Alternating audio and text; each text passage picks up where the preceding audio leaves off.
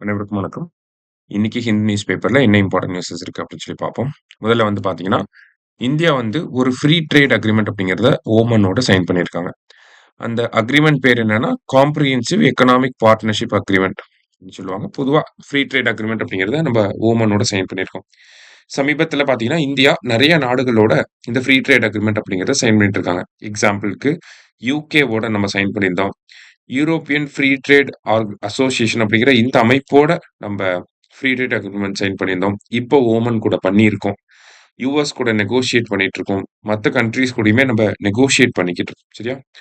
ஒரு free trade agreement அப்படின்னா, நமக்கு வந்து பொதுவா பார்க்கிறப்ப, பேசிக்கா தெரிஞ்சுக்கிறப்ப நெறைய டாக்ஸ் கன்செஷன்ஸ் அப்படிங்கிறது வரும். ஓகேங்களா? இப்ப அங்கிருந்து வரக்கூடிய இம்போர்ட்ஸ்க்கு வெளிநாட்டில இருந்து இந்தியாவுல இறக்குமதி பண்றாங்கன்னா, நம்ப டாக்ஸ் கன்செஷன் அப்படிங்கிறத குடுப்போம். இந்தியாவுல இருக்கக்கூடிய ப்ராடக்ட்ஸ் ஓமனுக்கு போகுது அப்படின்னா, அவங்களும் நமக்கு டாக்ஸ் கன்செஷன் அப்படிங்கிறத தருவாங்க. அத தாண்டி இன்வெஸ்ட்மென்ட் ரிலேட்டடான புரோவிஷன்ஸ் எல்லாமே இருக்கும். பொதுவா நீங்க ஃப்ரீ ட்ரேட் அக்ரீமெண்ட்னா என்ன தெரிஞ்சுக்கணும்னா, இந்தியன் கவர்ன்மென்ட் எப்பயுமே இந்தியாவோட பாலிசி இது. ஃப்ரீ ட்ரேட் அக்ரீமெண்ட்ல என்ன பண்ண மாட்டாங்கன்னா, அக்ரிகல்ச்சர் செக்டார உள்ள கொண்டு வரவே மாட்டாங்க. சரியா? ஏன்னா அக்ரிகல்ச்சர் செக்டார கொண்டு வரப்ப நம்ம பொதுவா என்ன ஃப்ரீ ட்ரேட் அக்ரீமெண்ட்னா, வெளிநாட்டிலருந்து வரக்கூடிய ப்ராடக்ட்க்கு டாக்ஸ் கம்மியா இருக்கும். இங்கருந்து அங்க போற ப்ராடக்ட்க்கு டாக்ஸ் கம்மியா இருக்க போகுது. அப்ப வெளிநாட்டிலருந்து வரக்கூடிய அக்ரிகல்ச்சர் ப்ராடக்ட் டாக்ஸ் கம்மியா இந்தியா மார்க்கெட்டுக்குள்ள வர ஆரம்பிக்கிறப்ப, உள்ளூர் ப்ராடக்ட்ட நம்ம பயன்படுத்தாம போயிருவோமோ! அப்படிங்கிற ஒரு அச்சத்துல ஃப்ரீ ட்ரேட் அக்ரீமெண்ட்குள்ள நம்ம அக்ரிகல்ச்சர கொண்டு வர மாட்டோம். அதே மாரி அ டைரி செக்டார் பால் அந்த மாதிரியான ப்ராடக்ட்ஸ் இருக்கு. அந்த டைரி செக்டாரையும் வந்து நம்ம ஃப்ரீ ட்ரேட் அக்ரீமெண்ட்குள்ள கொண்டு வர மாட்டோம். இத 2யும் நம்ம கண்டிப்பா தெரிஞ்சுக்கணும். ஓகேவா? ஸ்டேட்மெண்ட்ல கூட கேட்கலாம். அக்ரி செக்டார இன்க்ளூட் பண்றாங்க அப்படின்னு சொல்லி கூட குடுக்கலாம். அக்ரிகல்ச்சரையும், டைரி செக்டாரையும் நம்ம இன்க்ளூட் பண்றது கிடையாது. சரியா? முதல் நியூஸ்ல இத நம்ம தெரிஞ்சுக்கிறோம். அடுத்ததா பார்த்தீங்கன்னா, நமக்கு பிருந்தா காரத் வந்து ஒரு ஆர்டிக்கிள் எழுதியிருந்தாங்க. எடிட்டோரியல் பேஜ்ல. ஆ இவ்ளோ பெரிய விஷயங்கள்ல நமக்கு பெருசா தெரிஞ்சுக்க வேண்டியது என்ன அப்படின்னு சொல்லி பார்த்தீங்கன்னா, எம்ஜிஎன் ரேகா அப்படிங்கிறது எந்த ஆர்டிக்கிளோட ரிலேட் ஆயி வருது அப்படிங்கிறத இங்க நம்ம தெரிஞ்சுக்கலாம். மத்த விஷயங்கள் அப்படிங்கிறது இந்த இடத்துல பொலிட்டிக்கல் ஓரியன்டடா நெறைய விஷயங்கள் இருந்துச்சு. ஆ நமக்கு அந்த விக்ஷித் பாரத் அப்படின்னு சொல்லி அந்த 100 நாள் வேலை திட்டத்தோடைய பேர மாத்திட்டாங்க இல்லையா? அது தொடர்பாக தான் இவங்க பேசியிருக்காங்க. அத நம்ம இன்னஃபா டிஸ்கஸும் பண்ணியிருக்கோம். சரியா? ஸோ எம்ஜிஎன் ரேகாவ பொறுத்தவரைக்கும் பார்க்கிறப்ப, நமக்கு ஆர்டிக்கிள் 41 டிபிஎஸ்பில ஆர்டிக்கிள் 41 டிபிஎஸ்பி பொறுத்தவரைக்கும் பார்த்தீங்கன்னா, நமக்கு ஆர்டிகிள்ஸ் 36 இருந்து 51 வரைக்கும் இருக்கு. பார்ட் 4ல. அதுல ஆர்டிக்கிள் 41 அப்படிங்கிறது பார்த்தீங்கன்னா, நமக்கு சோஷியலிஸ்ட் பிரின்சிபல்க்கு கீழ வரும். இல்லையா? சோஷியலிஸ்ட் பிரின்சிபல்க்கு கீழ வரும். அதுல நமக்கு என்ன சொல்றாங்க? ரைட் டூ வொர்க் அப்படிங்கிறத குடுத்திருப்பாங்க. ஓகேவா?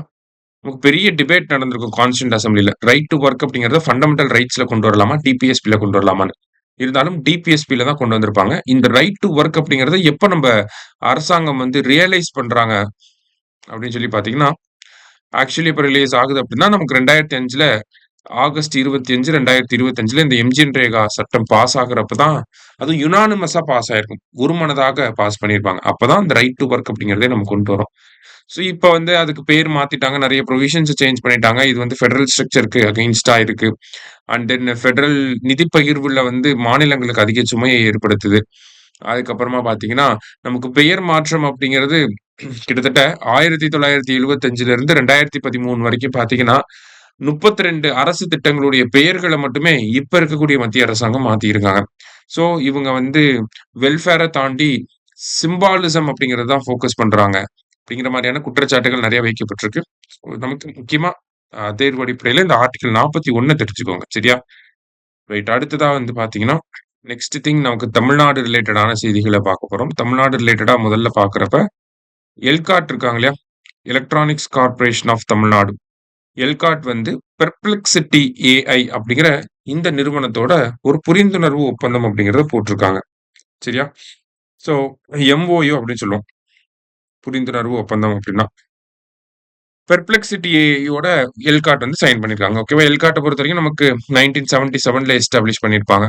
பெர்ப்ளெக்ஸிட்டி ஏஐ அப்படிங்கிற கம்பெனியோட எதுக்காக இத போட்டிருக்காங்கன்னா, காலேஜ் ஸ்டூடண்ட்ஸ்க்கு ஏஐ ட்ரெய்னிங்க வந்து குடுக்கறதுக்காக இந்த ஒரு அக்ரீமெண்ட், இந்த ஒரு எம்ஓயூவ வந்து சைன் பண்ணியிருக்காங்க. சிம்பிளா அத மட்டும் தெரிஞ்சுக்கோங்க. ஏன்னா 6 மாசம் ட்ரெய்னிங் வந்து குடுக்க போறாங்க ஏஐல.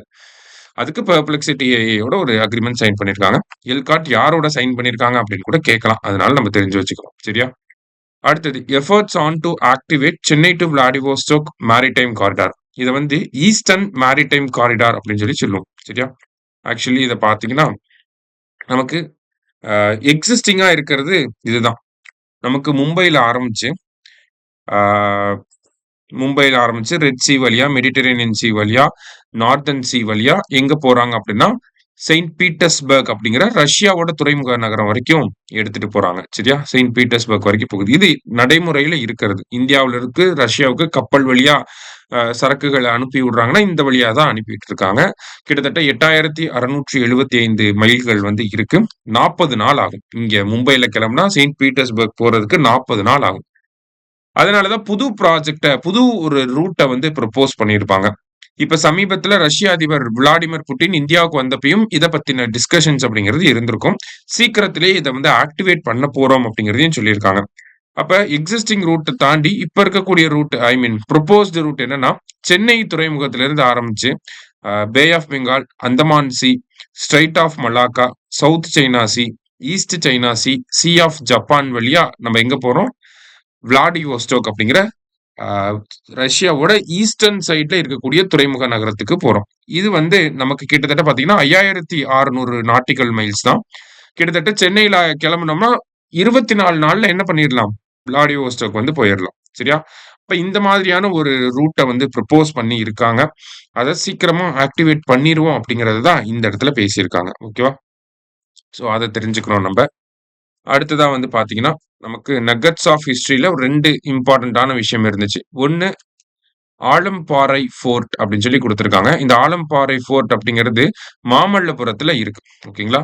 நவாப் ஆஃப் ஆர்காட் தலைமை ஐ மீன் அவரோட கட்டுப்பாட்டுல இருந்துச்சு. அப்புறம் பிரெஞ்சு கைக்கு போயிருச்சு. அப்புறம் பிரிட்டிஷ் அவங்க அந்த ஃபோர்ட் எடுத்து 1760ல அந்த கோட்டையவே வந்து டெமாலிஷ் பண்ணியிருக்காங்க. சரியா? அத ஜஸ்ட் தெரிஞ்சுக்கோங்க. அடுத்தது Pichavaram mangrove reserve Ramsar side. Pichavaram நமக்கு தெரியும். அந்த மேங்க்ரூவ் ரிசர்வ்ஸ் வந்து இருக்கு. மேங்க்ரூவ் ஃபாரஸ்ட் வந்து இருக்கு. 2022ல என்ன பண்ணியிருப்பாங்கன்னா, இத ஒரு ராம்சார் சைட்ன்னு அனவுன்ஸ் பண்ணியிருப்பாங்க. ராம்சார் சைட்னா வெட்லாண்ட்ஸ்க்கு வந்து குடுக்கிறது தான் அந்த ராம்சார் சைட். ஸோ இந்த பிச்சாவரம் அப்படிங்கிறது கடலூர் மாவட்டம் சிதம்பரம் அப்படிங்கிற பகுதியில இருக்கு. வெள்ளார் மற்றும் கொள்ளிடம் எஸ்ச்சுவரீஸ் வெள்ளார் ரிவரும், கொள்ளிடம் ரிவரும் கடல்ல மீட் பண்ணக்கூடிய அந்த ரீஜியன் இருக்கு இல்லையா? எஸ்ச்சுவரினா என்னது? நமக்கு ஃப்ரெஷ் வாட்டரும், சால்ட் வாட்டரும் ஜாயின் ஆகக்கூடிய ஏரியாவ எஸ்ச்சுவரி அப்படின்னு சொல்றோம். இந்த வெள்ளாரும், கொள்ளிடமும் ஆ கடல்ல மீட் ஆகக்கூடிய அந்த ரீஜியன்ல தான் என்ன பண்றாங்க? இந்த பிச்சாவரம் மேங்க்ரூவ் ஃபாரஸ்ட் அப்படிங்கிறது இருக்கு. அந்த மொத்த காம்ப்ளெக்ஸ் அந்த 2 எஸ்ச்சுவரீஸ் இந்த பிச்சாவரம் மேங்க்ரூவ் ஃபாரஸ்ட் எல்லாத்தையும் சேர்த்து கிள்ளை பேக் வாட்டர்ஸ் அப்படின்னு சொல்றாங்க. இதெல்லாம் நமக்கு தெரிஞ்சது தான். தமிழ்நாட்டுல இருக்கக்கூடிய லார்ஜஸ்ட் மேங்க்ரூவ் ஃபாரஸ்ட் இது. வேர்ல்டு லெவல்லயே பார்த்தீங்கன்னா, ஒன் ஆஃப் த லார்ஜஸ்ட் நம்மளோட பிச்சாவரம் மேங்க்ரூவ் ஃபாரஸ்ட். அடுத்ததா பார்த்தீங்கன்னா, இது வந்து 2022ல நமக்கு ராம்சார் சைட்டா வந்திருக்கு. இந்தியாவ பொறுத்தவரைக்கும் பார்த்தீங்கன்னா, ராம்சார் சைட்டோட எண்ணிக்கை அப்படிங்கிறது 96ஆ உயர்ந்திருக்கு. இந்தியாவுல அதிகமா தமிழ்நாட்டுல 20 ராம்சார் சைட் இருக்கு. தமிழ்நாட்டுல எங்க அதிகமா இருக்குன்னா, ராம்நாட்ல 4 ராம்சார் சைட் வந்து இருக்கு. சரியா? ஸோ இன்னைக்கு நியூஸ் பேப்பர்ல இருந்த முக்கியமான நெறைய செய்திகள வந்து பார்த்திருக்கோம். நன்றி.